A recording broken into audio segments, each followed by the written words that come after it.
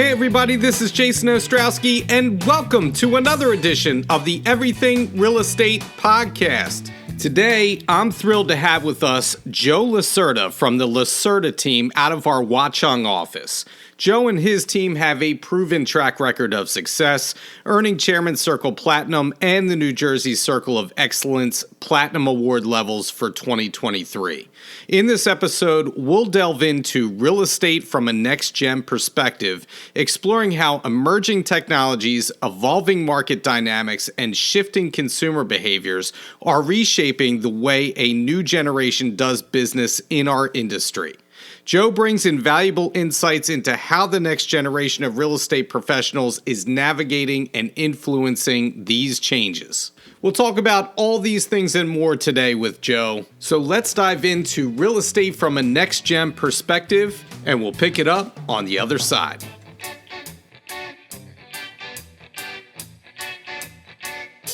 Joe, you and I met at our most recent pickleball tournament where no one was seriously injured during our 2 hours of playing time, so that's a big win for everybody involved. And over the free pizza that you and I enjoyed afterwards, you and I got to talking a little bit about real estate and how you go about your business. And I was excited to have you here today on the podcast. So how is it going up there in the Watchung area? Did I say that right? I think I did, right? Yeah, that's where the office is located. So, everything's going really good. And it was awesome meeting you at the pickleball tournament. I had a lot of fun. But, things are good. And, we're kind of in like that central North Jersey. So, like some people central, some people north, about 45 minutes or so from the city. And, market's still very competitive up here. I am surprised to see like there's some seasonality, and then I feel like there's also properties that are going under contract very quickly. So it's kind of a mixed bag where we are, but overall things are still remaining strong, and I think 2025 is going to be a great year for everybody. So I'd like to talk about or start by talking in the context of when I met you, and my kind of inclination was to call you kind of like the next gen realtor, right? We talked off camera that, you got this baby face going on. You're a young guy, you're in your early 30s. And, I would define someone as a next gen realtor as someone who may do things a little bit differently to gain business than maybe the old heads like me out here, right? And someone who is not only comfortable with video and social media, but is savvy on how to use that to have some content marketing. And it doesn't mean that's strictly what you do, because you do a little bit of everything, but you are in that space. You have a lot of followers on Instagram. I've seen some of your video. You're very comfortable in front of the camera. So I wanted your perspective today, because you're part of your team with your parents, which I know how that goes. My mother's been in real estate forever, and she's now part of my team. But your parents may do things a little bit differently and see things a little bit differently than you do. And so I want to explore that, because together you are very successful. But there may be some dynamics in between all of you that there may be some disagreements as well, right? On Absolutely. How you do things as opposed to how they do things. So things tend to move pretty quickly in our business. So you've been in the business 10 years now. You're still a younger agent in terms of age. And so my first question to you is, since everything is always changing, in your opinion, what has been the biggest fundamental difference in the way that you do business since you've started selling real estate? Yeah, I would say probably just watching how much social media and video has become, a tool that you can use to enhance your business. Like you said, I do a lot of the basics. I'm a little bit old school and old soul in certain ways. So I still think, face-to-face interaction, picking up the phone and calling clients, that type of stuff is always going to be the bread and butter. But I'm starting to use video more to enhance, just our business. And I think, me and I have another team member, Michelle, who's more in this age range, whereas like the parents are definitely the baby boomers, and So we're like slowly adapting more and more of this, but I would say video strictly because what's so great about social media is it's free, so you could really enhance and be on there. And a lot of people are looking at it. Maybe you're not, when you're first starting out, it's like tough because you're like, I don't know exactly what to say, or, it's uncomfortable. But over time, you get more comfortable and you start noticing like, oh, wow, like 200 people viewed this video, or like, oh, wow, 400 people saw this. So that's like really cool and a great tool, I think. Yeah, I told you how I was at my holiday party last night, and I had an agent, talking to me about video, and kind of picking my brain on what to do in terms of content, and where they feel comfortable. And we do see, and I agree with you. I mean, the biggest change since I've started, I mean, there's been a lot of changes, but the advent of social media and marketing on social media, and even doing professional videos for your listings. I see that you do some of them. I do them as well. Like I have a videographer. I know that there's agents out there who vlog and have like a video content creator, follow them everywhere. Like that's crazy to me. Like real estate has kind of gotten out of hand in that way. And Yeah. so I do share your kind of like mixing that old school with new school, stuff. I feel like that mix tends to work best. For if you cover all your bases and saturate yourself everywhere, then you're going to get business out of it. And I'd like to know, speaking of video, because your parents have been in the real estate world for a long time now, and they are highly successful agents in their own right. They've built a great client base. Obviously, over the span of years, there's tried and true things that work for them. So they have their way of doing business, and so do you. So being an agent in this new generation that I'm speaking about, how is your business different from theirs in the way you market yourself or try to gain new business?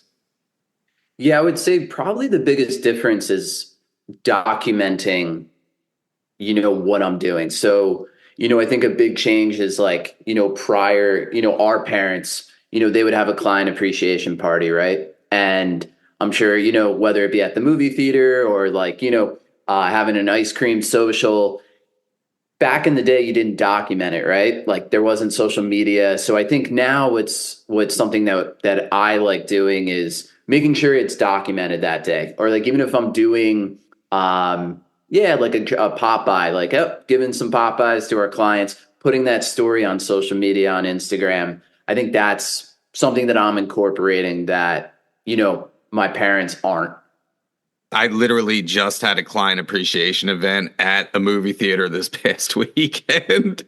And I always fall down when it comes time to document it the way that I should. And I know better.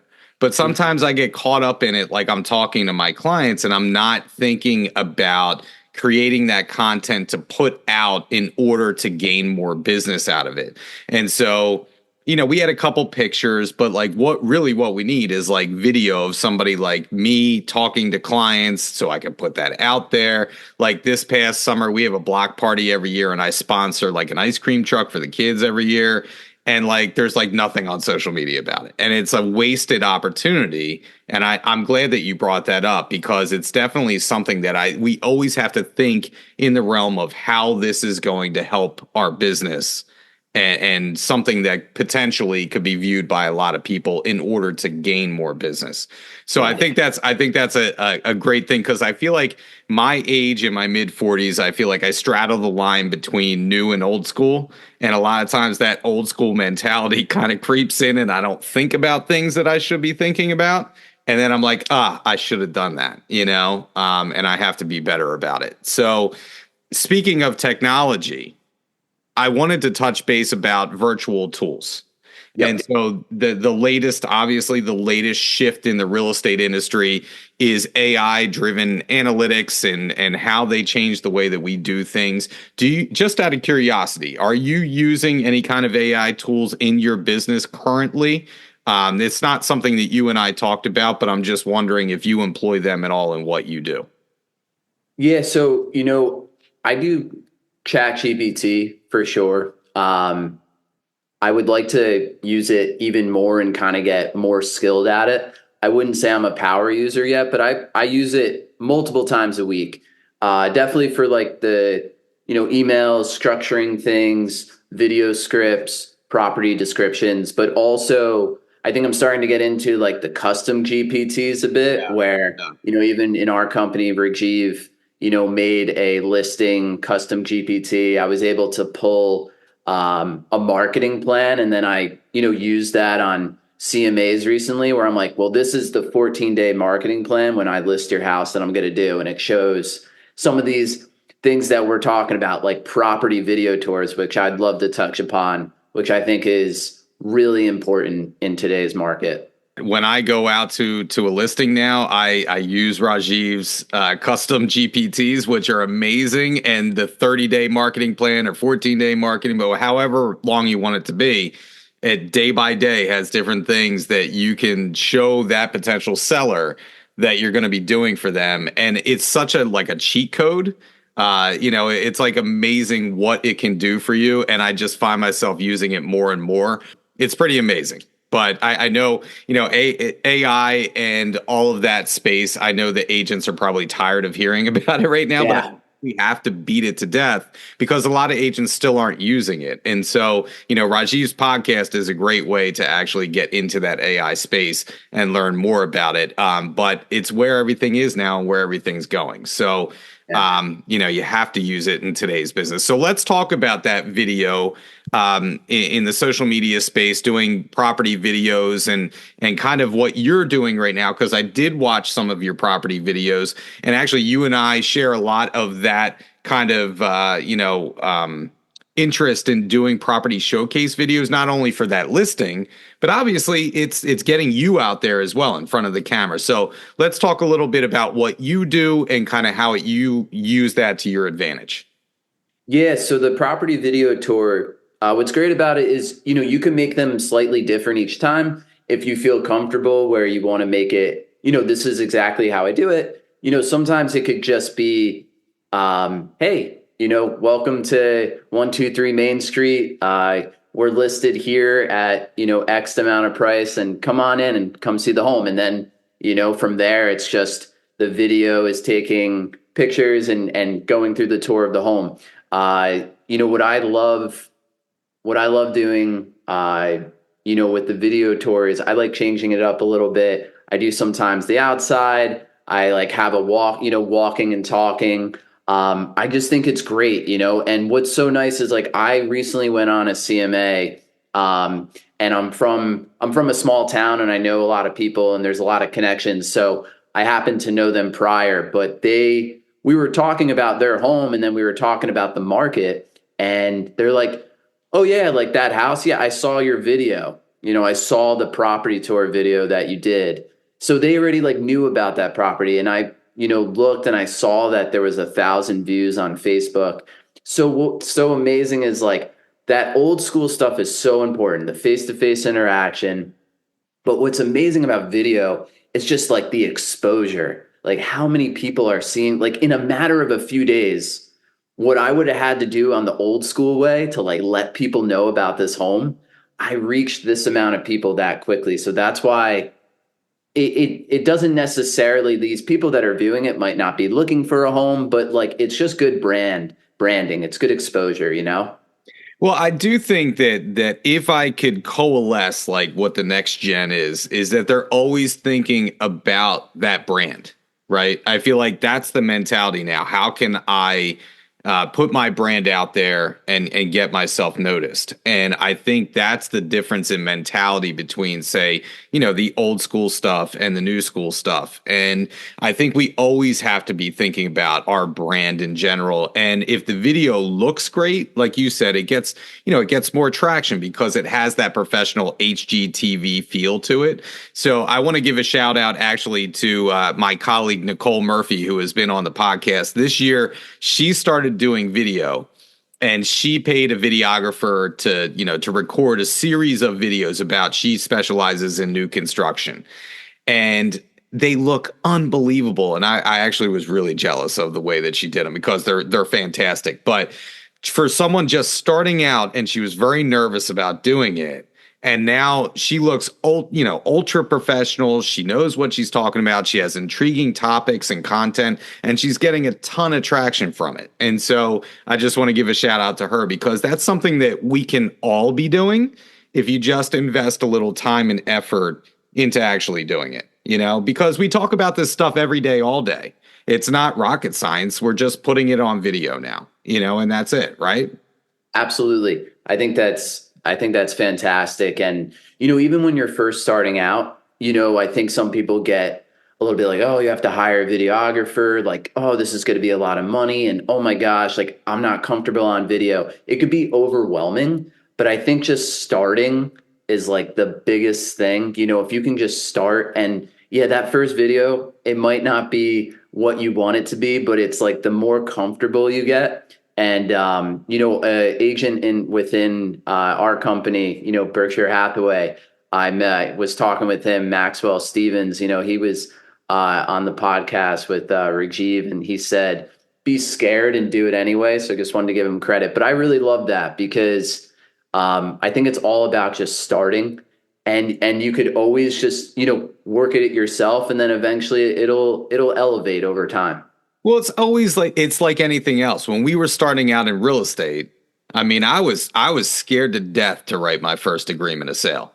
And I didn't know what I was doing. And you kind of feel your way in the dark and you get a little help from this person and that. It's the same concept. Like just get out there and do it. It's not a big deal. In fact, there's not hundreds of thousands of dollars on the line when you're actually doing video. It's much easier for us, or should be much easier. So just get out there and do it. And I know it's easy for you because you do a little acting outside of real estate.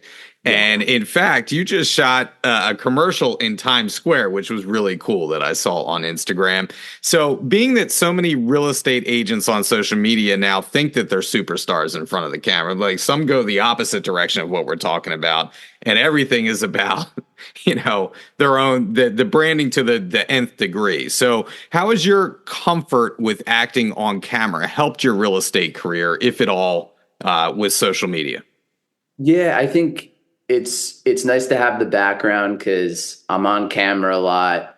I'm usually working with scripts, so memorization, things like that. And then I think just like technical aspects, like opening yourself up to camera, like you could do certain things where the camera it's going to look a little bit better. Or like we were talking about with like the walk and talk, there's times where I'm acting in walk and talk scenes, and I think if you could incorporate, I know this is a little more, it could be a little bit more advanced on the video side, but if you can incorporate walking and talking or creating some more like fun tidbits, I mean, there's so many ideas that you could bring to the table. I saw a really cool video where someone did like a quick video property tour, and they definitely had a professional videographer, but they were like going around the house and being like, this is the kitchen, and then like dining room, and they had the camera going with it. And it was so engaging to watch because it was like motion picture. I mean, this is like what it is, like video. So like when you can incorporate that.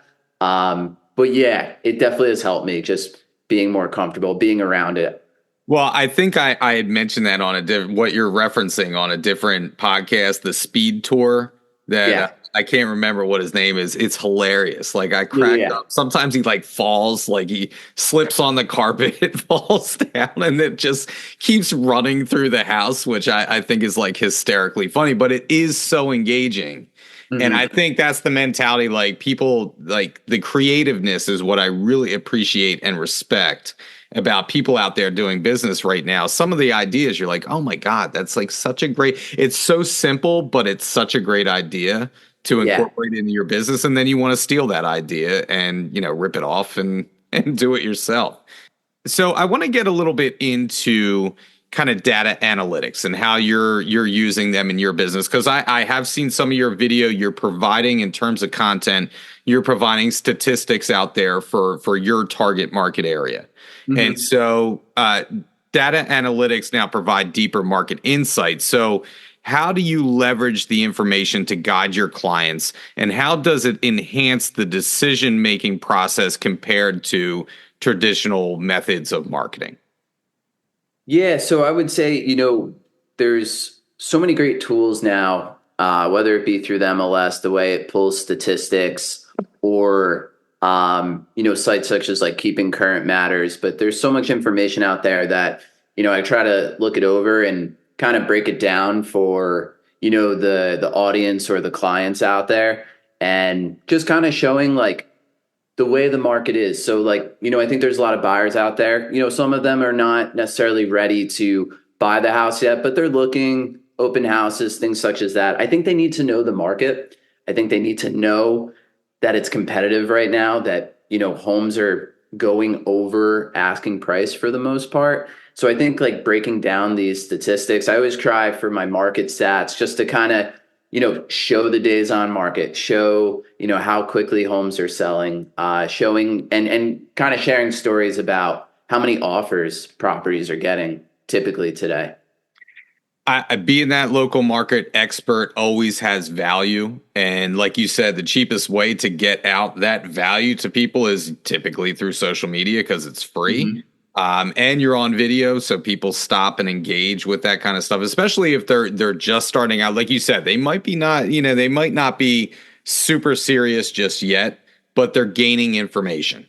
Right. And they're kind of gearing up to that point. And so having those market stats mixed in with something fun and intriguing is always like the best mix, I feel like, for us as agents, because you're showing rather than telling, number one. And number two, your personality gets to shine through. And I think those are the two things that people are looking for, is someone they connect with, but also has knowledge. And so I think you do a great job with that. So I also want to talk about some old school stuff, because you said, you're an old school soul when it comes to some of these marketing things, and so am I. And so I am a huge proponent of networking still. And networking remains crucial in real estate. So, how do you personally balance face-to-face interactions with digital networking opportunities to build and maintain professional relationships? So how do you kind of meld the two? What are you doing for networking? Yeah. So face to face for sure. I try to always, recently, this past Sunday, I volunteered in the local community. They had like a celebration for a tree lighting in my hometown. So really wanted to, I always like to find time to volunteer and give back when I can. And this was just like a way also to be in the community. I saw a couple familiar faces, and I think they know me from town too. Is like, oh yeah, like Joe and the Lacerda team are in the South Plainfield area, like they're in real estate. So that's one way. I would say investor like meetups. I go to real estate actual investor meetups in person. That's something that I like to do, that's have been around for a long time. I think Zoom is like huge, right? So whether it's Google Meets or Zoom, it's a pretty incredible, like, I know a lot of people are busy, sometimes it could be even hard to like get to the coffee shop, maybe young kids, just life is crazy. So I've just been like, hey, you want to like jump on a Zoom call to catch up, with certain people? That's been, since the pandemic, I mean, that's been really, really big. And then I think just calling people, I'm a part of, a graduation of like Ninja. I don't know if you've been the same, but like the Ford calls, this year alone, I've probably done at least over 500 calls to my database. I try, I have kind of certain goals where I want to achieve, like I have to do X amount of calls, and then also note cards. I'm constantly writing personal notes. That's like another old school thing I do. Yeah, you're speaking my language, because I actually am a ninja. I went out to, and I've referenced this before on the podcast, but it was a turning point in my career to go out to actually Colorado, take the ninja courses out there with Larry Kendall. And he's just like real estate Yoda. I mean, he's just amazing. But funny that you mentioned that, because I told my wife that I'm really going to concentrate this year on doing the Ninja 9 every day. And making sure that I do the things that are going to get me business old school wise, as well as mixing in that new school stuff. And so I'm making a concerted effort this year to make my phone calls, to check out my warm list, to write those notes like you talk about, to get out in the community, do more stuff there. I think, again, saturating the market with yourself but also doing things for other people. You had mentioned volunteering and being able to do that in your community. It's a win-win for everybody. It's a win for your business, and it's also a win for the community if you can get out there and help people, you know? So I like to think of things like in that perspective. And it seems like you're doing a lot of that. So, you know, with the availability of online property information, how is your role as an agent in educating and advising clients compared to the past? You know, I do think, and I want to kind of, I guess, go into further detail with this. I'm kind of referencing like people's access to Zillow, Realtor.com, all these AVMs, all these algorithms that, you know, they see out there. How are you guiding your clients through kind of maybe the misinformation, disinformation? You know, what are you kind of saying to politely kind of push back on some of these things? Yeah. So what's so different, Jason, like, you know, especially when we first started, like even 10, 11 years ago when I was first going, it's like I was the one kind of giving them the properties, like, you know, hey, what about this one? What about this one? What's changed so much is that I'd say like 8 out of 10 times the client is picking the properties because, you know, I'll have them set up on searches through the MLS, but they're on Zillow and they're constantly looking at that. And there's so much information out there, but I think we just have to be super, super detailed in what we do. And we have all the tools now to be able to do that. So like, even when I first started, like Google Maps now is like so enhanced where, you know, I do aerial views. I'm checking like, you know, is there high tension wires nearby or railroad tracks nearby? What is in the community? How close is it to the downtown? Oh, it's 0.5 miles from the downtown. They told me that they want to be within a 15-minute walk from the downtown. So like all these sort of things, you know, I'm doing constantly. And just, I think we just have to be so detailed because they're going to be looking at properties and Zillow sometimes might not have all the information or it's outdated. So I have to pull from there and do that extra step prior because I don't want them to go see the property. And after we've had a conversation and then they're like, oh, Joe, you know, I didn't really want that. And it's amazing too, like over time, we get to learn about our clients and the experience. But, you know, one thing that's funny is like, you know, the layout of the home.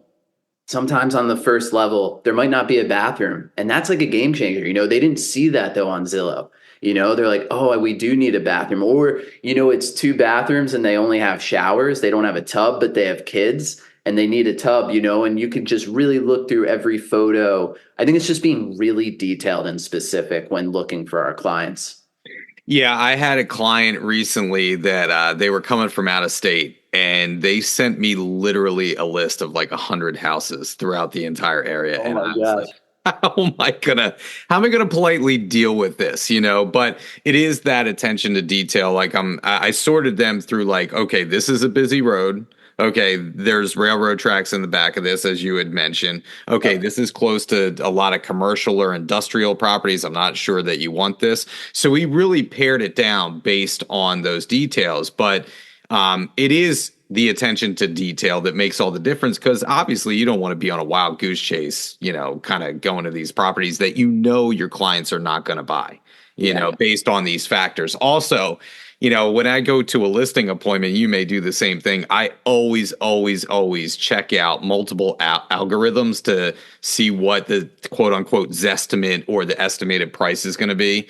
So I come prepared with the Zillow, you know, price. I have the realtor.com. I'll go on, you know, maybe Redfin, homes.com just to see what they're seeing in the marketplace. So if I do need to push back at all, I can politely, you know, say, hey, listen, well, Zillow has this, but then realtor.com has this. And the difference is $75,000. So you can see why you shouldn't trust these algorithms, you know, and kind of push back politely that way. And it seems to be effective. So I almost like turn the tides in terms of what they're seeing and using it against the online platforms that are the bane of our existence at this point in our lives. So, all right. I have one more question for you before we get out of here.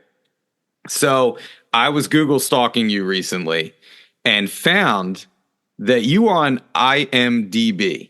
And it kind of blew me away. And I was like, Joe is on IMDb. That is so cool. And you have multiple credits on the website. You've been in a lot of stuff. And I did not know that. So I was pretty impressed, number one. And so I have a two-part question for you to finish up. So number one, if you had the opportunity to act with any actor of your choosing, who would it be? Number one. And number two, do you find that your acting skills help you act like you're enjoying talking to appraisers and township inspectors? Oh, those are good questions. One, I'd say, right now, that it changes from time to time, but I would love to. There's a show called Severance on Apple TV right now, and hopefully season 2 is coming out really soon. But just to be able to work with Ben Stiller, maybe not even acting, but to be directed by him and working in Severance would be like a dream. I think that show is just incredible, and I was like blown away by the first season. For number two, for sure, I think the acting skills and yeah, just bringing my own personality, talking with these inspectors in town. I think what's so great is, especially not just for acting, but like real estate, right, Jason? We're constantly talking with people, and we're working with different types of clients. We have our very statistic driven analytical clients, and then we have our other clients that are more from the gut, and I think that I always try to pick up on their body language and the personalized experience, because every client's different. So I'm going to always cater to them in a different way, and one thing I just wanted to bring up a little prior we were talking about is I like asking a lot of questions now. I think as we're getting more seasons in real estate, asking questions is like very important. And I always ask now, what's your preferred method of communication? Because like 30 years ago, you pick up the phone, like that's what it was, but now it's like, do you prefer texting? Do you want to email? Do you want to call? I want to know what they like, and I will definitely cater towards that because, everyone's living different lives and people need, we need to know how they want to communicate. Without a doubt. I agree with you 110%. I mean, I have a client right now. She's on the older side. She doesn't have email. And so that makes for a unique challenge in the way that we do business nowadays. I have to go see her every time that we have to sign an addendum or get something changed. That's old school. And it literally is like going back 20 years in real estate, but we always used to do that. So I'm fine. I'm fine with that. That's fine. But you are so right that there are certain people that I get a little frustrated from time to time when all they want to do is text, where it really does call for a phone call to kind of explain the nuance of a situation. But you're right. We have to cater and kind of be where they are and work around our business to cater to them because they are our clients and they deserve to be treated how they want to be treated. So I had to ask you that question to finish up. Originally, I was going to ask you if your acting skills help you act like you're enjoying an open house, but I was like, I thought that was like a little too harsh. Maybe you do enjoy open houses. I don't know. Yeah, I actually, I do enjoy open houses. Obviously sometimes they could get really busy these days, but I think open houses, this is something I quickly just to touch upon is that I think they're great ways still. It's an old school way, but meeting people in person, I think it also makes you more comfortable. When you're getting in the market, you're talking about homes, you're talking with clients, you're meeting people that might be, the Gen Z, you might be meeting people that are baby boomers. So you're just getting a lot of exposure to the buyers and who's out there buying right now. It's definitely great practice. My problem is that during football season, so I'm like a huge Eagles fan. If I have an open, I've learned not to have open houses on Sunday from like 1 to 3 during football season. But early in my career, I used to get really angry that people would show up to the open house during like an Eagles game. I'd be like, "What are you doing here? Like, go home and watch the game." Like I'd be like incredulous about it. I'm like, why is this person here? Meanwhile, I could be picking them up as clients and I'm angry that they're coming through my open house. So, you live and learn. Now I've kind of chilled out a little bit with that, but Yeah, and what's pretty crazy too, right, is with open houses, it used to be that 1 to 4 p.m. Sundays, right? Like that's what it was when I was a little kid. My parents were in real estate. I was always been surrounded by it. Sunday, 1 to 4. That's what it was. Like it just with that. But now it's amazing. I think it's like, it could be 11 to 2 on a Saturday. It could be 10 to 1. Like it's been really cool how people have, adopted like different ways of going about even the open house per se. Yeah, we see them during the weekdays a lot now down here, Yeah. which is really cool. I love that idea. Like you had mentioned Saturdays. Saturdays are a great opportunity. At least you got your Sundays free, hopefully. You may be showing houses on Sunday, but switching it up a little bit helps you to stand out, which I really like as well. So Yeah. anyway, Joe, thank you for doing this. I really enjoyed our time together today. Thank you for sharing your perspective. Much continued success to you and your team. I'm sure that I'll be seeing you at the next pickleball tournament. I think we're Oh doing yeah. the next one in Ewing, but hopefully you and I will get together sometime before that happens and we can, chat it up some more. Absolutely, Jason. It was a pleasure. Thank you so much for having me on. And yeah, much success to you too. That was the podcast with Joe Lacerda. It was great talking to Joe. Here are a few takeaways that I had during our conversation together. Number one, the biggest thing that struck me is that even though Joe is that next gen realtor and he takes advantage of free mediums like social media, he's great in front of the camera, he knows how to work the system in order to get more business that's low cost and effective, he still maintains the tried and true methods of building relationships with people. And that is the biggest thing that stuck out with me, is that in this business, you can be great at social media, you can be great at content, but you may be missing that connection with your people. And Joe bridges that gap beautifully between being on social media and doing things an old school way, quote unquote, to get out there and be where your people are. Make sure that you're staying in touch with them. Make sure that you're making your phone calls, that you're in front of them face to face. And Joe does that extremely well, and that works to his team's benefit. Number two, Joe brings up a great point during the course of the podcast, talking about how consumers, buyers, and sellers have access to so much information about the real estate market nowadays. And it's our job, the way that we can work that into our business and show our value, is to know our local marketplace. And just because you have information and data at your fingertips does not mean that you necessarily know how to interpret that data as a professional would. And that's where we come in. And Joe talks about knowing his local market, being that local market expert, and showing his people how to use that data correctly to achieve their real estate goals. Last but not least, one thing that has changed over time, and I think Joe speaks about this very well, is the way that we communicate with our clients and our clients communicate with us has changed.